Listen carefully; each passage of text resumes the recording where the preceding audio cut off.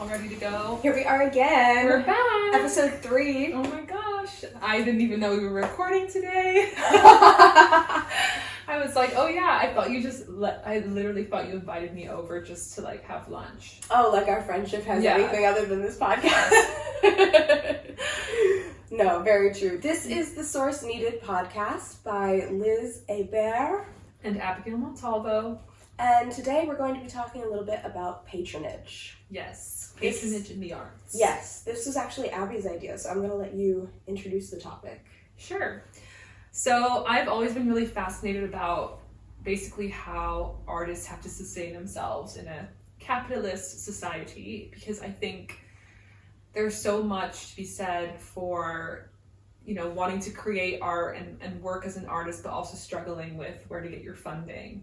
And I think patronage and as an art in and of itself is very interesting, because I think traditionally patrons have often, you know, commissioned art that aligns with them in a certain way. And so I chose an article that kind of reflects that and maybe traces some of the history of patronage. And then I really want to talk about, what that looks like today, what it means for artists, what it means for consumers. In some ways, maybe the average consumer is their own patron today, right? Because the nature of things has changed. Very much so. Yeah. And I think it's very tied to identity, and I find it so interesting how art and artists are now used to, always have been used to kind of perpetuate certain political ideas or religious ideas. And I want to talk about the agency of artists, but also of artwork in and of itself. So I thought, let's get into it, because I think there's a lot to say, and it's a very urgent discussion, very relevant. When you texted me this idea, you sent 2 images that I thought was like a really good basis for us to start with. Yes, let's do that. Yeah, you sent the painting by Botticelli that includes 3 of the Medici brothers in it, who were the patrons of that artwork. They paid for it to be commissioned, and part of that was that they wanted to be included in the art. Yeah, and that was a very Renaissance idea, right? That we're going to put our name on it, stamp it, let everyone know that we had the wealth, the power to be able to commission this. And then you sent another image that was sort of the maybe a version of this in the modern day, which is the Kardashians. And the example wasn't them paying for art to be created, but rather using the social capital of an artist, in this case Alex Katz, and posing in front of it or next to it, or just showing it off in their home. So I think it's really interesting to look at how, I guess, a traditional form of patronage back in the Renaissance period would have been very much about A, showing your wealth, B, your political power, and C, as a, almost an homage to God, and that you are one of God's favorites. And look at me, I'm in this painting next to the birth of Jesus. I was present for that. It's kind of like an ahistorical tribute to God. And I think the contemporary version of that is posing next to an artwork, taking pictures of museums, kind of coming close to artwork. So whatever quality it is in that artwork that we think is special or exceptional, that kind of rubs off on you, and you become more special. You become, it's by association. Exactly. It's more of an association model. And I love the Kardashians as an example, because Kim is a huge art collector. Kendall as well. Kendall posts a lot with, she has an Alex Katz portrait, but also a lot of work by James Turrell, which is the artist that does the light installations. And then I know Kim Kardashian, she collects jewelry, but also she has a huge Basquiat painting in her home. We get clues into this kind of through the show as well, but I think it's fascinating to see how people collect art today. And for me, that is a form of maybe contemporary patronage. And of course it looks different, but there is something to be said about kind of tracing that lineage from maybe a wealthy family or the church commissioning artwork to now wealthy celebrities collecting certain contemporary artists that they find interesting, or that the public has already told them is as well. And your article gets at this a lot because it's sort of like an overview of like the history of patronage throughout, from ancient to contemporary when the article was written, which was the 80s. Yeah. Yeah? Yeah. The article is called An Insoluble Problem, The Patronage of Art by Jacques Barzin. He's a French-American who was a professor at Columbia University, and he is very well known for a lot of his pieces on intellectual history, and he's written a lot about also the role of education in society, and just, he's quite a famous scholar, actually. I'd never heard of him prior, but I wanted to talk about this topic, so I thought, okay, this is probably a good place to start. Perfect. If you want to read the articles yourself, by the way, you can go to our Patreon where we have everything uploaded under this episode 3. Yes. So he kind of, in a very, almost like an op-ed format, I feel, it's very like his take. He's like, this is what I think about patronage. This is why I think there's no such thing as good patronage, I think is his argument. Because he tries to like basically break down why patronage doesn't function well. It didn't function well in the past, and it continues to not function well today. Okay. And why that is. Why is it so hard to break free of this model? Break free from this model. So I'm interested in what you highlighted and what you think. Well, first I want to start with this definition that he has right away. There. Patronage denotes individuals or institutions that spend money to get artworks produced or performed by independent artists. Now, I would say that by this definition, the Kardashian example, they're not patrons. No. Because they're not paying for the production of the artwork, they're only acquiring it after it's already been created. Yeah. And I think that that's definitely not how we think of patronage now, maybe. I mean, maybe we can also make a distinction between patronage and collecting artwork, but I think the two are very linked because it's very rare for, I mean, he also talks about that in the article, it's very rare for individuals to be able to do commissions because our society today, we're consumers of material culture, whether that's art, film, whatever. Yeah. And that influences what an artist will make. And the actual patrons that still exist today are usually public institutions like museums, governments, etc. So they've continued to be the patrons, where in the past it was like the Catholic Church or, you know, the wealthy families of Renaissance Italy. Shout out Florence, Shout out Florence. I think today it's governments and institutions, but he also talks about why that isn't ideal either, which I thought was really interesting. Yeah. Because essentially, I mean, the government has their own interests, their own political interests, and we see that in the Soviet Union, we see it in the United States after the Great Depression. It's very political. It's very political. Art's always been political. Yeah. But especially, I was noticing in this article how much he was talking about, that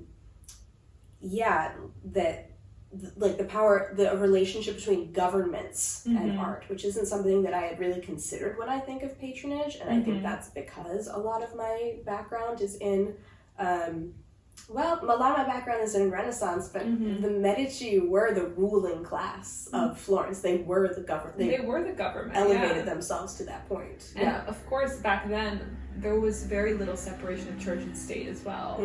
The Pope was also the government at one point, or he functioned as a government figure. Yeah. So I think it's really interesting how governments have used art to perpetuate or reinforce certain belief systems, especially if we look at like the Soviet Union. After the Bolshevik Revolution, we have a period of time where the Soviet government only wanted to commission socialist realist art, so art that conveyed this ideal type of life.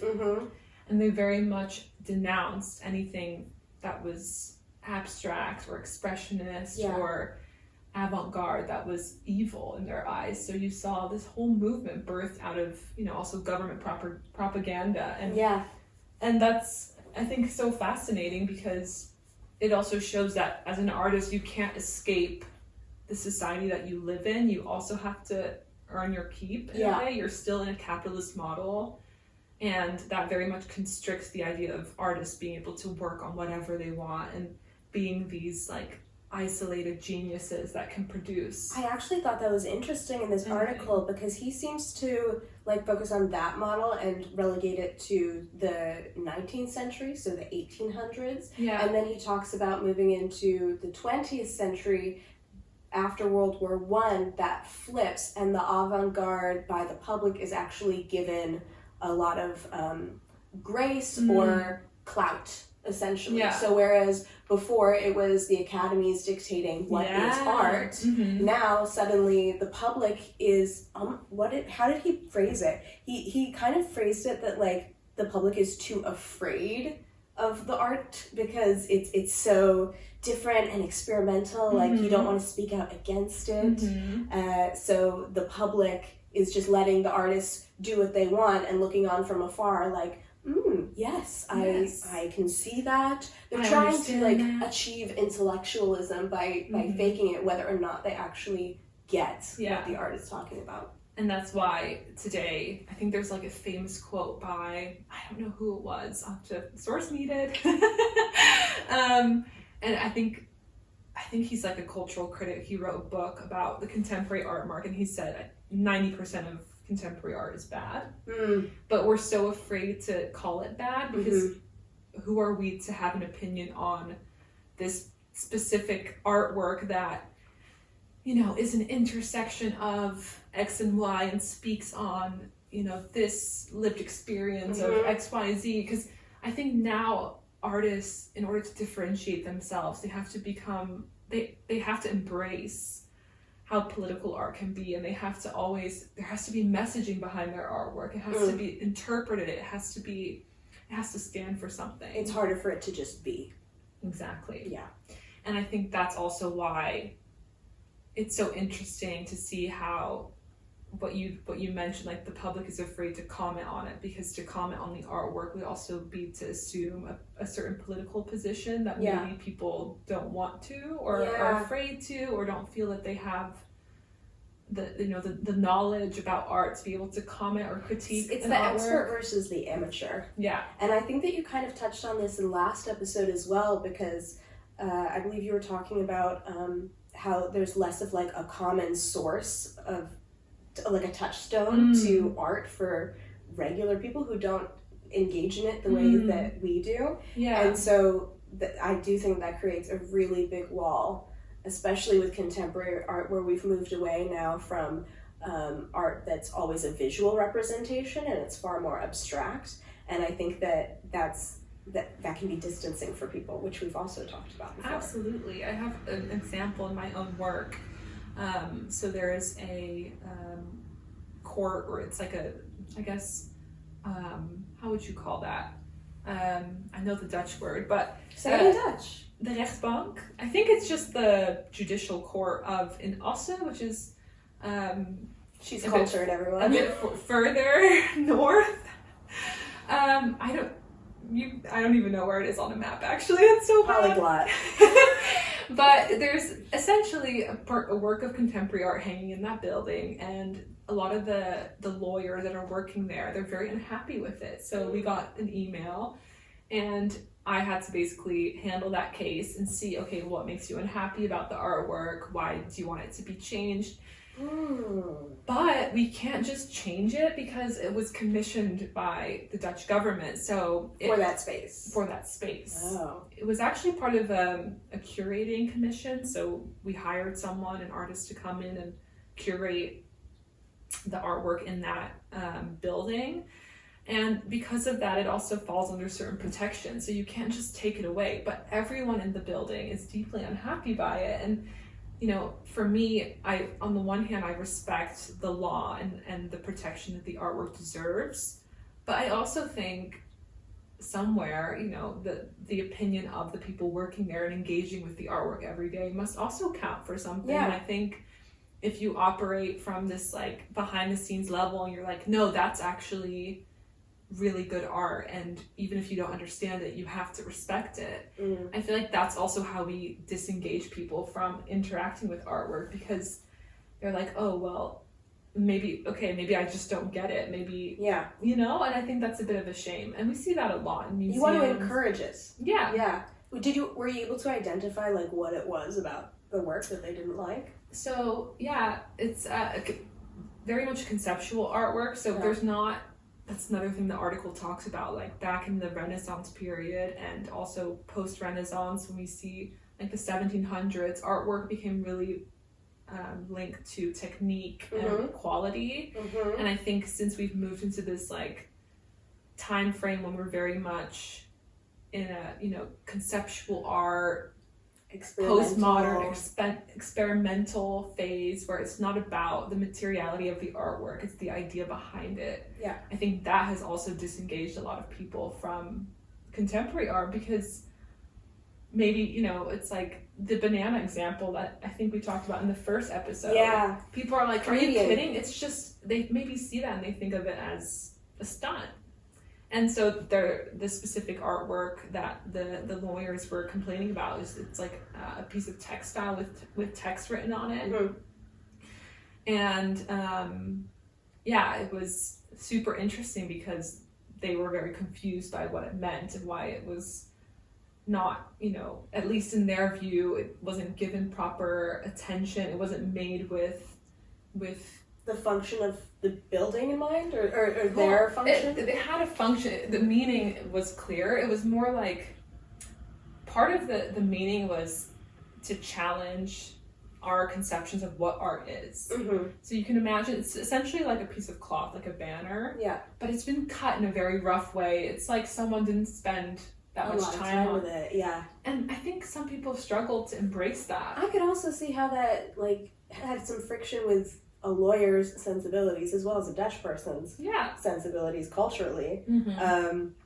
Lawyers are just very like perfectionist type people is how I think of them stereotypically, and so I can understand why that would be jarring for them, especially in like the workplace where they're supposed to be in that mindset. You want art can definitely influence the way that you're feeling and your production. And was it in like, I'm just really curious, was it in like a main space, like it an was office in the or coffee corners? The coffee corner. And it was also deliberately placed there. But I think the intention was to shock. And I also think as an artist, even if you're commissioned to make a certain piece, it shouldn't always be to comfort or adhere to the sensibilities of your audience. You can also just make something, just because you want to make that particular thing, and whoever reacts to it, that's fine. So it's such an interesting example of, Well, it's also an example that ties in well to this, because he uses a lot of examples throughout history, or not specific examples, but talks about how the artist is beholden to the patron. And it sounds like in this case study, the artist was given a lot of free reign because of what we were talking about how the artist has like this genius, this power, this thing. But I actually, I don't know. I do think that when you're creating something for a space, and you're being commissioned to do that, you need to consider those things as well. And I don't know when this piece was made, maybe at the time it was in fashion and it's just aged out now, but it's ever changing. Art is always in flow, which I've really liked this article. It really talked about that a lot. And I think it also is very interesting about, or it also, I want to get your thoughts on this from a conservation perspective, because of course, if a patron commissions a certain artwork, he or she very much does that in the context in which he or she lives. And so that specific artwork might be very much in fashion at the time. But I think when governments commission work over the years and they amass, these big collections, the same goes for museums. How do you decide, or who gets to decide what stays, what do we conserve, what do we preserve for future generations, and what do we let fall away and is just a fad of that time? Yeah. Because I think that the person who also manages the archive and the I guess the art storage space, the depot we call it, like that person also kind of acts as like the keeper of history in a way. Yeah. And I think that the person in that job, like the archivist, you want to make sure that everything's available. Yeah. So that whoever we call them stakeholders, whoever the stakeholders are who are making the decisions of what's relevant, what's not, that can either be, the person in charge of the institution, the government, or sometimes it's just the common people decide what is popular. Yeah. But the archivist's job is to make sure that that stuff is preserved so that when opinions change, when things develop, you can always go back and take those out and maybe reimagine them or put them into a new context. Yeah. But it's not the conservator's job to do that. I mean, we all interact with the art in our own way, but that would be my opinion. As to what do you save and who are you saving it for? Yeah, or what artwork deserves, $1 million restoration. Yeah. And what doesn't. Like, that is also very... Because I also find that... Could we not argue that that's also a form of patronage? Because I'm putting... Yes. Because you're basically making a reinvestment into an artwork. Yeah. In the same way that you would make an initial investment in the creation of something. Yeah, that's a very good point. I have to think about that. I suppose it's similar to what we talked about at the beginning. Patron as the person who commissions the piece versus a collector. So what you're talking about the conservator being a patron is sort of striking a similar bell as a collector being a patron. Yeah, so we're just kind of extending our definition of what a patron is, or what we can consider as a form of patronage. Yeah. Yeah. Earlier you talked about, you said something that was like about the ancient art, and he talks about that at the beginning of this article because he's working through time. And I actually got like quite up in arms about it mentally because it's really, he is I mean, he wrote this in the 80s, so like thought has evolved since then on this topic, but he really was like, before X time, art was just stuff and aesthetics didn't matter. And I'm immediately like, he is not equating art and craft.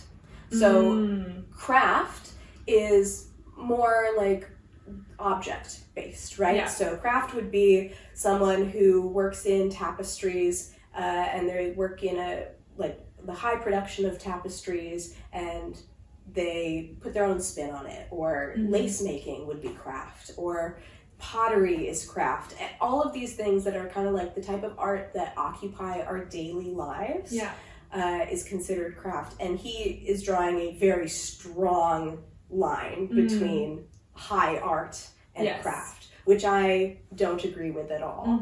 And he also, the way that he frames the people of the ancient time is very like, they didn't know anything about beauty, which is like, no.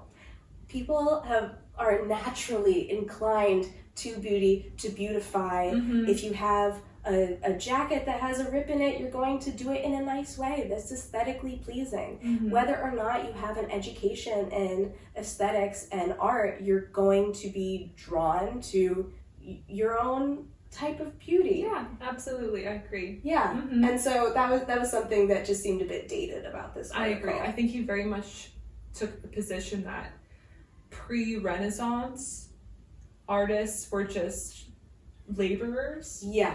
And they were just there on assignment from the emperor or the king or the pope or whomever. And it was only later that when artists were considered more to be this notion of the Renaissance man, or like when we have the whole, the humanities are gaining ground and we have more notions of secularism and kind of philosophies of aesthetics. That's when artists really were able to channel their own thought of notions of beauty. And I wrote here that like his idea is very Platonic, that art is a copy of a form. And then you get the Renaissance, and that's when real art starts happening, which is just like, so crazy. But I think now we've very well covered kind of highbrow patronage, because that's what this falls under. So again, wealthy families, the church, always the church, kings and queens. Wait, I really want to read this thing because I think it also summarizes exactly what I'm saying. It's on page 123 for anyone following along, and please do. So he's no middle-class Egyptian trader in figs was heard to say, "To my mind, the pyramid of Cheops is much too squat for beauty, and like there's no newspaper to assail the decision of the ecclesiastical authorities, no public opinion gathering to petition the mayor."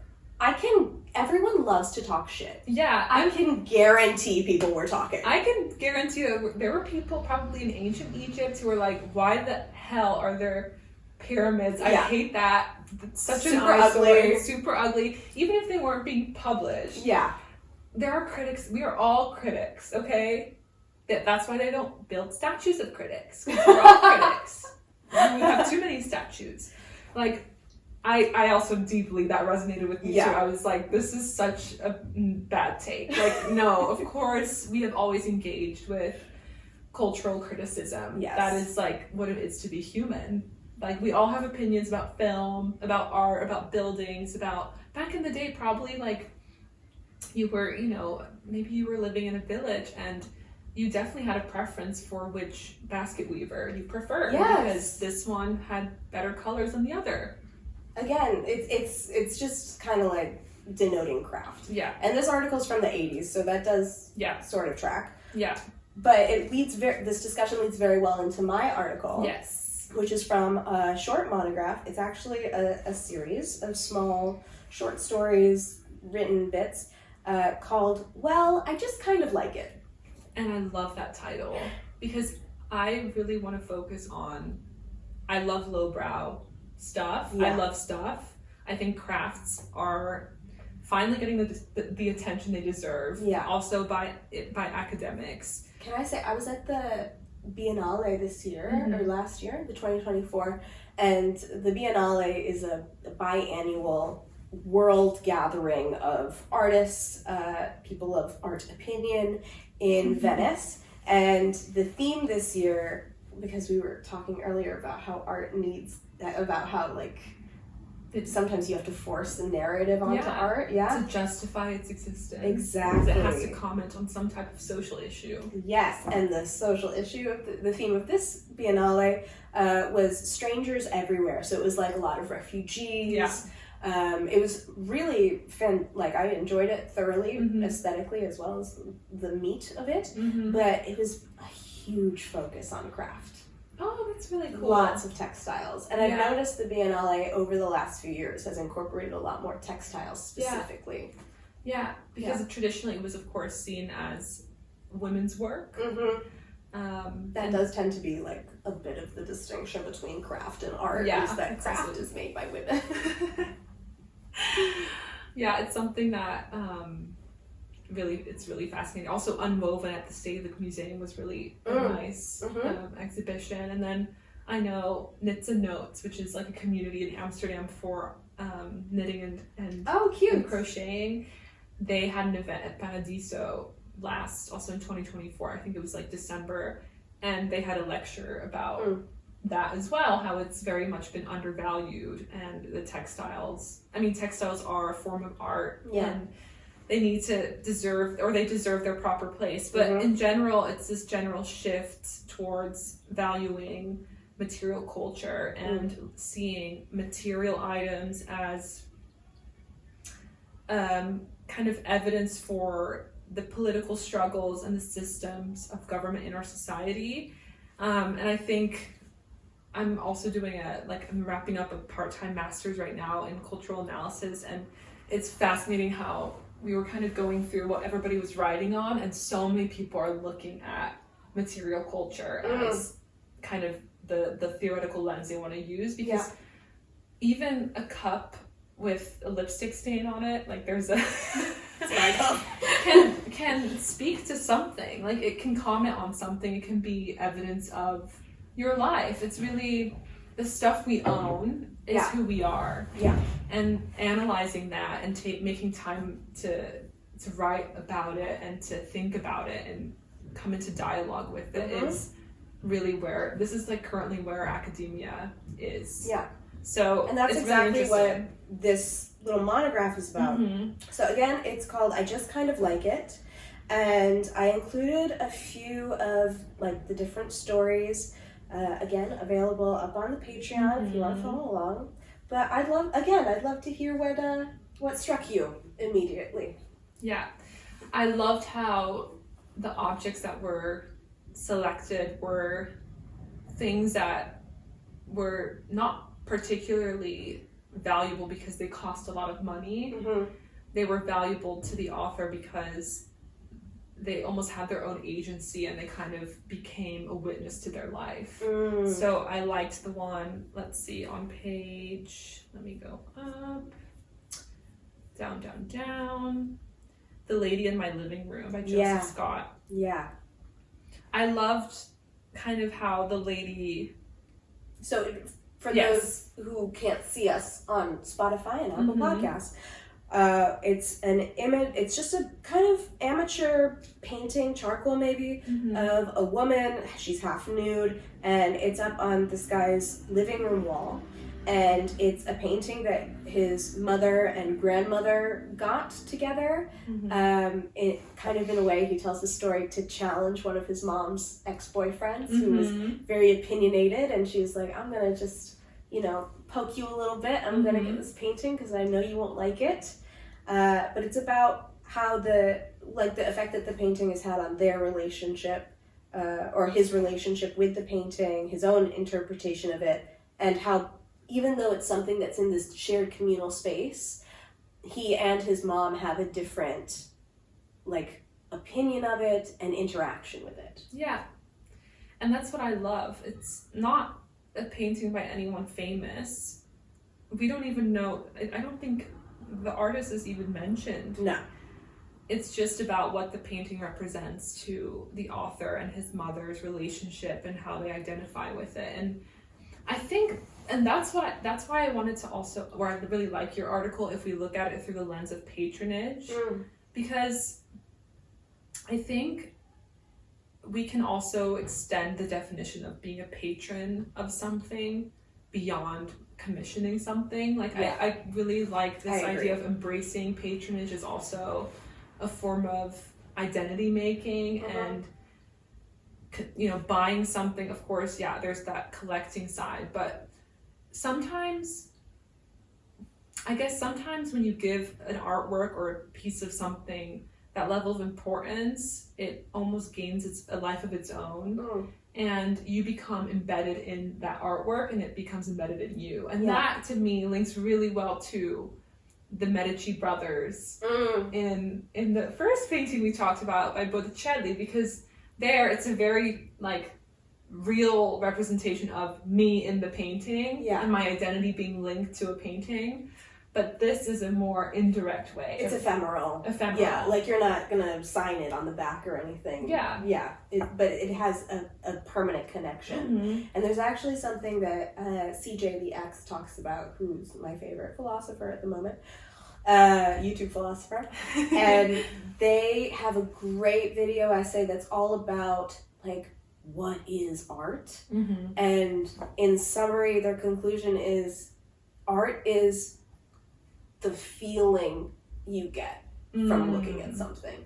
It's not the object itself, it's the reaction that you have. And that's why art can be amateur and still be considered art. Yeah. I love that. Yeah. And I also think that ties well into Emily Dickinson's poem. Okay, so wait, real quick, Do you a little wanna- bit about me. Okay. Is I love Emily Dickinson. I have a little like mini Emily Dickinson book with just a few of her poems that I carry with me almost everywhere. And in this book, in this monograph, there just was an Emily Dickinson poem. So I'm going to read it. Please. Yeah? Perception of an object costs, precise the object's loss. Perception in itself again, replying to its price. The object absolute is not, perception sets it fair, and then unbraids a perfectness that situates so far. Yeah. I love it. Because I think it speaks to so many things that I think different art theorists have tried to describe in very lengthy essays. Yeah. She kind of gets... She always gets it. She always gets it. In, like a viper. Like what I was just saying about CJ the X, I feel like you can summarize that with perception in itself again. Mm-hmm. Just perceiving something adds. Mm-hmm. Replying to its price, that there's an interaction with cost. Yeah. Yeah. And dialogue, right? And also, I think perceiving an object costs precise the object's loss. So for me, what that says is when you look at something or you interact with it, you also, perhaps the artwork, if we look at the artwork as having agency, it loses something because now it's become witnessed and it's, you know, if I don't like it, then that thing, that artwork maybe loses something because that's also so interesting to me, like, you know, what art is when nobody engages with it, when nobody sees it. Like, what is it? What does it do? I mean, that's very kind of abstract, but... No, wait, it's not, because they actually talk about this in the video essay. Oh, really? Yeah, so there's this photographer, I don't remember her name, but she was an amateur photographer. So she worked as a nanny or whatever. She had a menial job for most of her life, and that job almost exclusively funded her photography. Okay. She, upon her death, all of her photos and honestly hundreds of undeveloped photos. She took hundreds of undeveloped rolls that she just never looked at. Yeah. So literally her only interaction with her own art was the moment of taking the photo. And then she never reviewed it, never edited, which is something that we often associate with like true art, is that there needs to be some process of something done to it. Yeah. So after she died, someone, I don't remember who, got all of her collection and developed a lot of these images, and I'll put some up here, like some really stunning moments in time. Is that art? Like, that's kind of what their video essay gets into. I love that. Yeah. Or, I mean, think about Emily Dickinson. Oh, yes, obviously. Obviously. Which is, honestly, I didn't even know that much about Emily Dickinson until my sister and I started watching Dickinson on Apple TV. Great show. Real fun. Wiz Khalifa. We were when Wiz Khalifa came, Episode 1. We were like, that was a choice. It was so... It's like very anachronistic. It's super fun. But it's fun.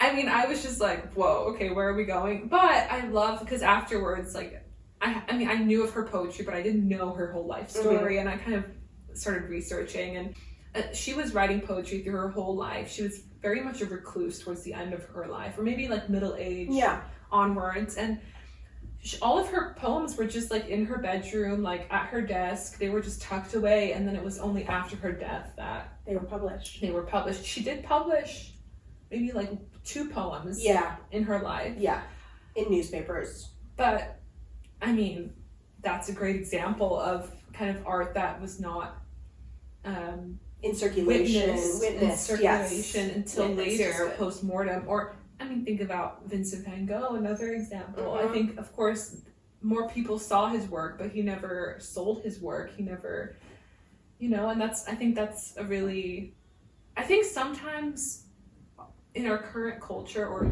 even like since the beginning, as the first author so pointedly put.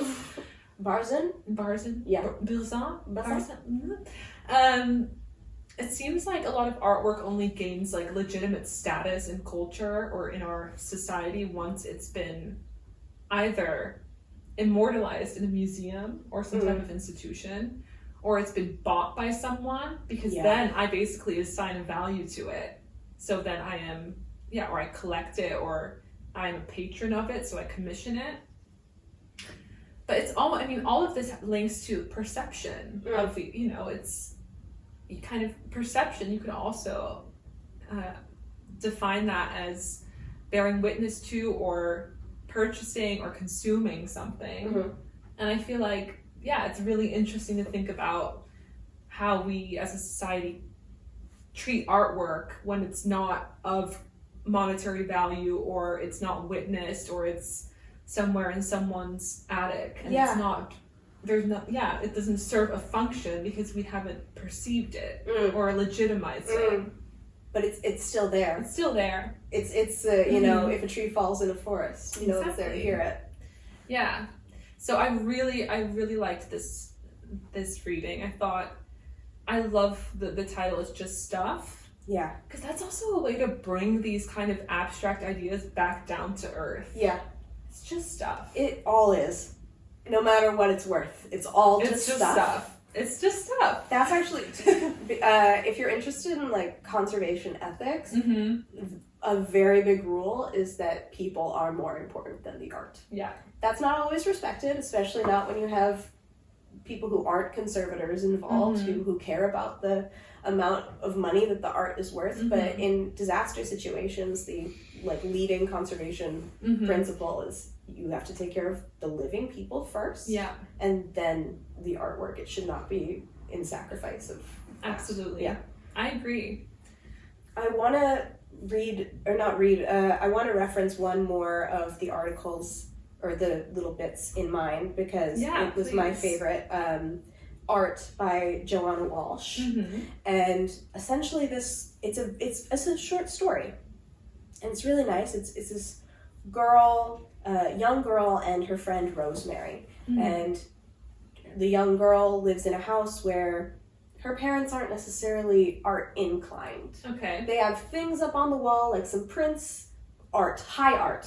The cheap version of high art. Why is it up on the wall? Well, because someone else has decided that it's art. Exactly. But then she goes over to her friend Rosemary's house where things are messier, they can eat on the couch, not as clean and tidy and perfect as her parents' house is.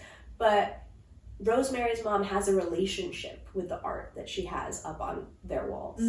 And has done a level of curation. It's more lowbrow stuff, but it's the connection to the art that I think denotes the patronage that we're talking about. Yeah, where there's an embedding of your own identity or your own political belief system or your memories or nostalgia in the artwork. Yeah.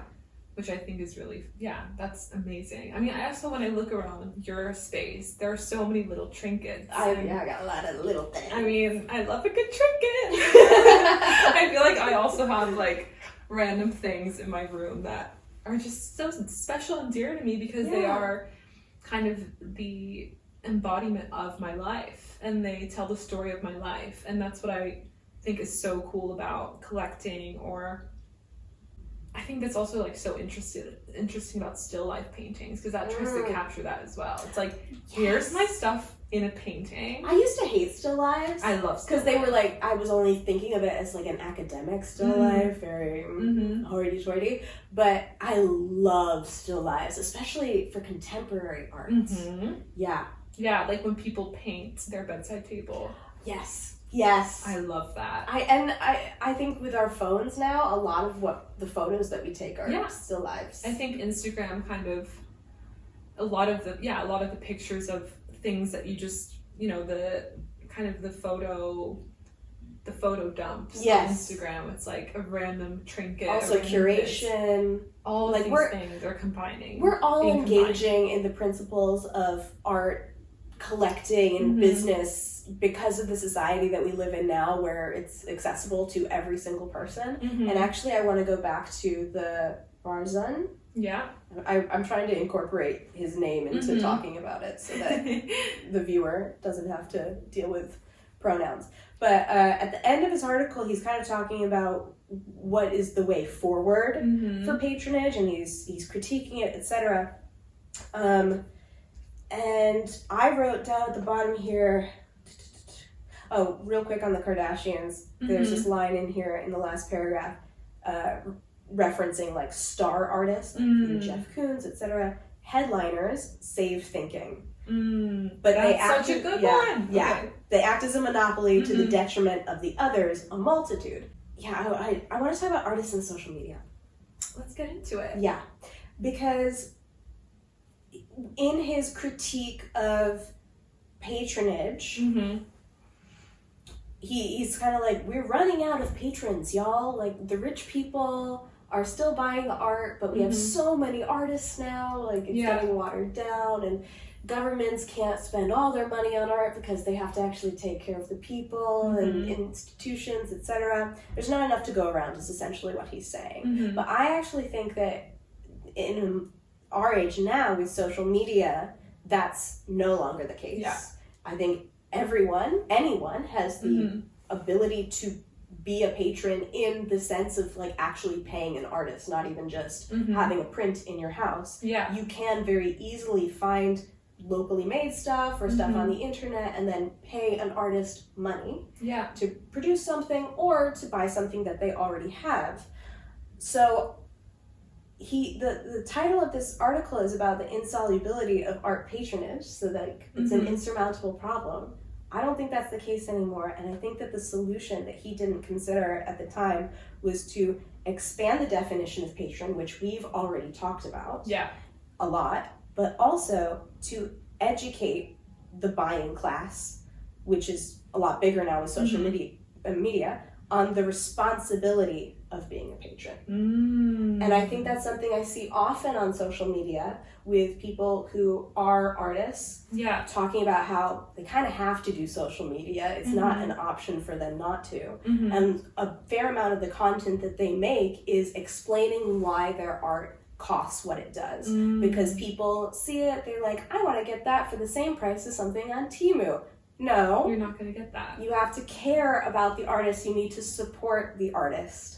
And artists have to make that argument for themselves. But if that was a bigger conversation among people, then maybe we would encounter like more of a respect for patronage or an aspiration toward that. Absolutely. Yeah.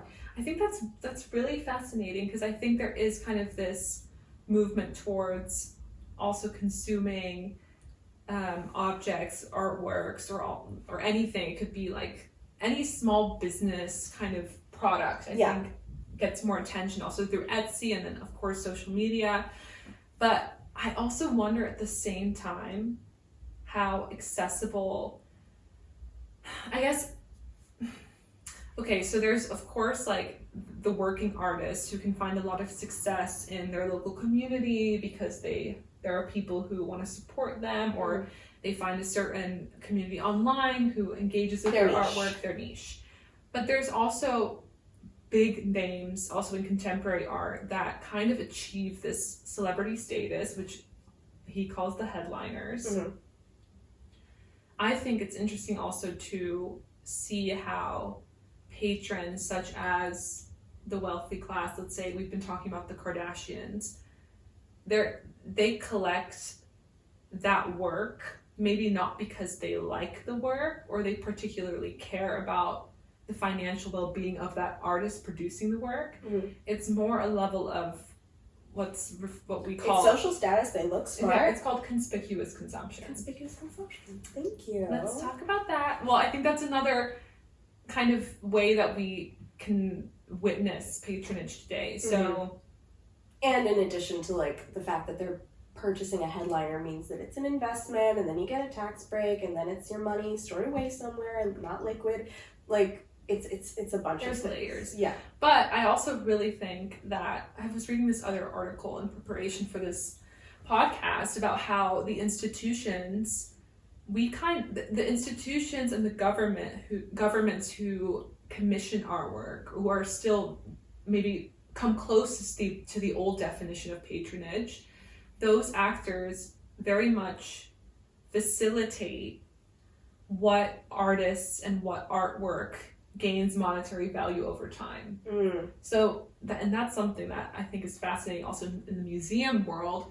Whatever big contemporary artist or artists of the past is getting a blockbuster headliner show or a retrospective, oh, you bet that if you are a collector and you own an artwork by that artist, that value is going to go up. And so the tastemakers or the guardians of taste within the museums, within institutions, within governments, they are the ones that also help, I guess, the collectors decide what to invest in and what the value of their assets are or will be.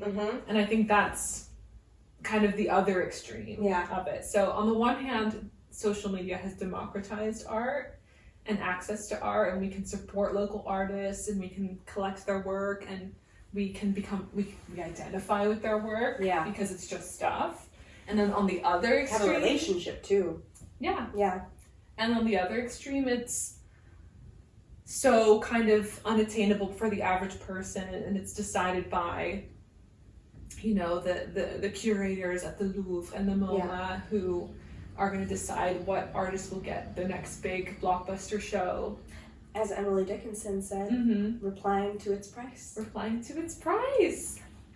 I love that. I think that about wraps us up. I think so. Yeah. What a beautiful, beautiful closing. Really nice. End to that. Do we have any footnotes?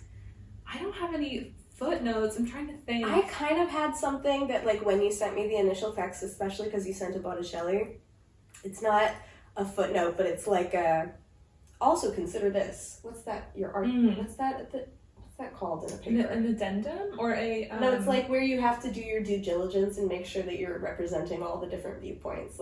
This kind of negates what I'm talking about, or it's a further reading. Well, we talk about positionality, so where you have to acknowledge.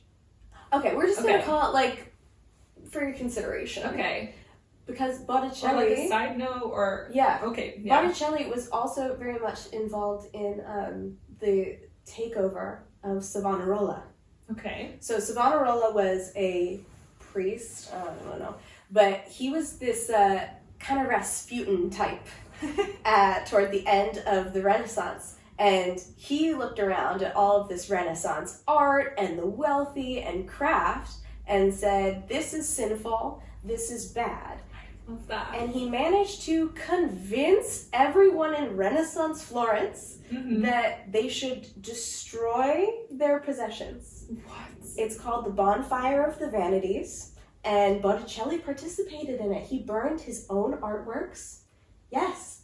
But the way that this relates to patronage or how we define ourselves by our relationship to art is that it's the exact opposite of what we've spent this whole episode talking about, where by associating with art you raise your status up. This is by disassociating with art you raise your status. And I actually think we're seeing a little bit of that in the United States in particular at the moment, which we both have a basis in. Yeah, that's fascinating. I didn't know about that. It's very anti-intellectual. It also sounds a bit iconoclastic. Yes, right. Exactly. Yeah, but it also maybe almost in a Buddhist sense, very much against worldly possessions. Yes. Yes, exactly. I've never heard about that. That's fascinating. Let's see, maybe there's a video that we can link.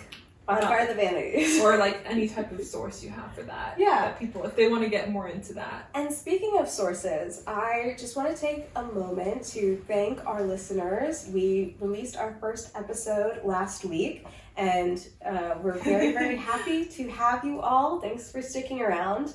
I know this is our third episode, but I'm getting into the swing of editing and doing our show notes now. And I just really want to encourage you to engage in our show notes, particularly.